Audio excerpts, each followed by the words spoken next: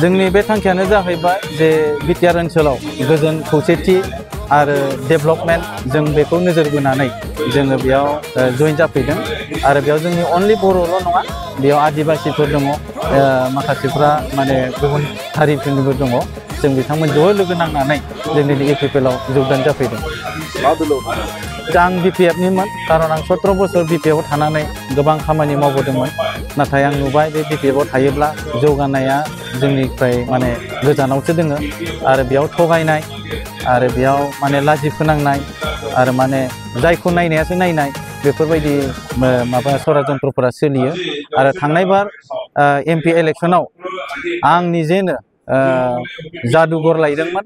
जाहा बिथां हाग्रामा महिला सारनि थिननायाव आं बिश्वनाथ सारिआलिसिम गारि सालायलांदोंमोन आंनो ड्राइभारमोन आरो बे जादुगरखौ लाना फैनानै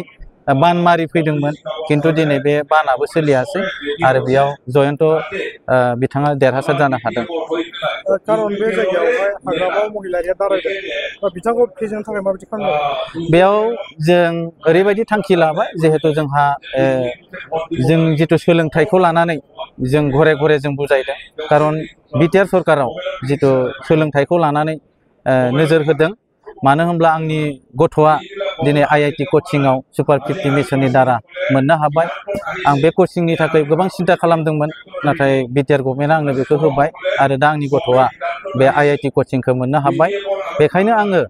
गफुर हालामनि ओनसोल आरो बे सनितपुरनि ओनसोलनि बर' रायजो राजा आरो बिश्वनाथ सारिआलिनि रायजो राजा बिथांमोनखौबो आं गोसो गोथारै बरायदों दिनै सरकारा बेनो थाफिनबाय अमित शाह बिथांजों जि गोरोबलायनाय आरो सरकार दाफिननाय बे सरासनस्रा जाहा जाखाबाय बेखायनो बेयाव नांगोला बेयाव देरहानो हानाया गैखाला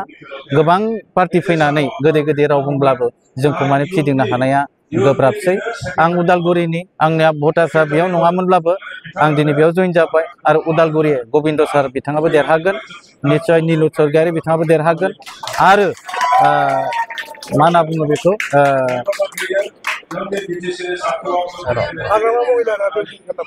हाग्रामा महिलारिया जेननाया बेयाव खाथन जाखाबाय मानो होनब्ला जों बिथांखौ जों 17 बोसोर जों लोगो हमनो नाजाबाबो जों लोगो मोनाखै दानि रायजो राजाफ्रा गोबाङानो साननो हागौ बे कमेडियान भाषा बुंनानै गोदै गोदै बुंनानै रायजो राजाखौ थगायनो हागोन किन्तु दिनैनि जुगाव बेयो जोंखौ थगायनो हानाय नंला खारन बेखौ 17 बोसोर आं गारि लानानै नागिरदोंमोन लोगो हमनो नागिरदोंमोन बिथाङा आंनो गोबां स्किम होदोंमोन किन्तु बे स्किमफोरनि बिलफोरखौ आं मोननो हायासै दिनै आङो दुखिया जाबाय आं गोरिब जाबाय आंनि लंपेन्ट गस्ला दिनै मोजां नंला आं सासे कन्ट्रेक्टरमोन आंखौ बेबायदि थगायबाय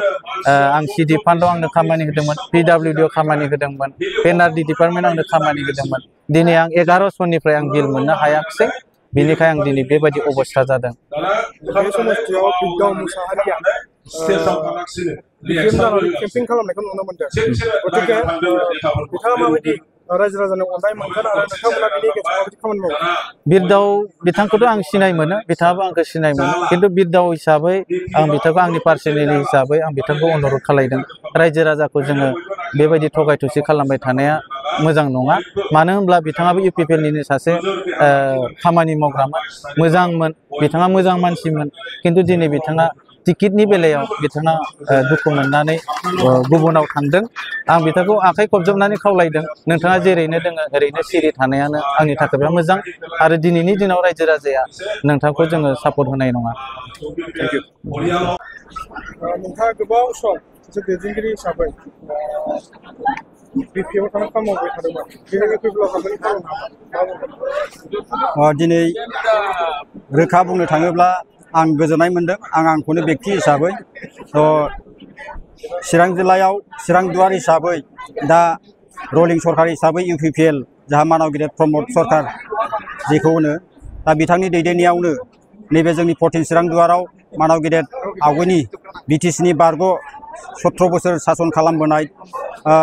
मानाव गेदेर खाम्फा बरगयारी सार बिथाङा बे ओनसोलनि सिगाङाव जेरैबायदि मावदों आरो बे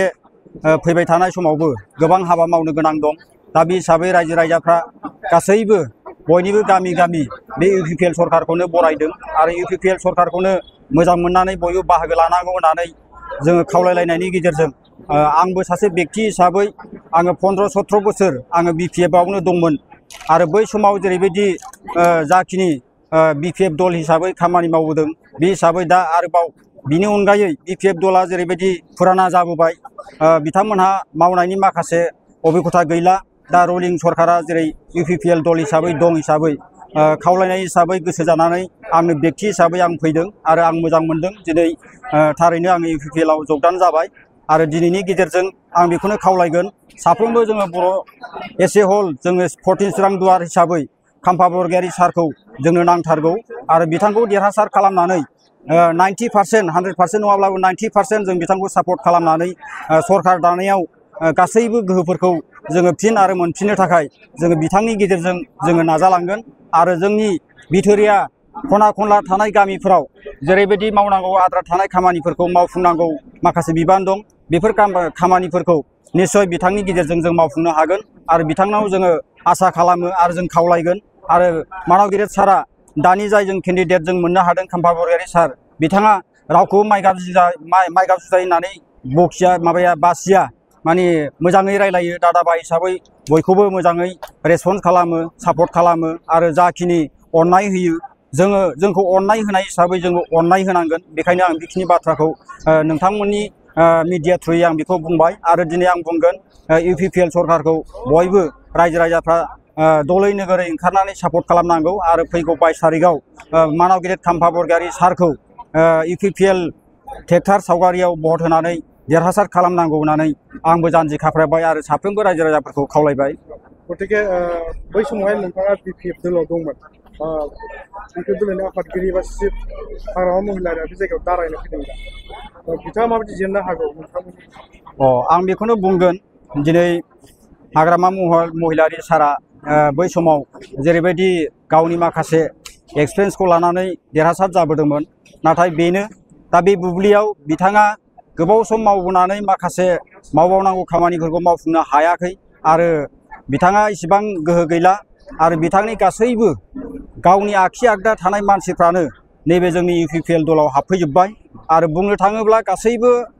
प्लान पलिसि खालामग्रा पलिसि मेकारानो जोंना मानाव गिदिर नैबे खाम्फा बरगयारी सारानोमोन आरो बिथांनि गेजेरजोंसो बिटिसिखौबो सोरजिनो हादोंमोन होननानै जों साफ्रोमबो रायजो राजाफ्रा सानो आरो बेखौनो फोथायनानै आरो दा जाय जोङो बिटिआर सक्ति हिसाबै लाबोदों बे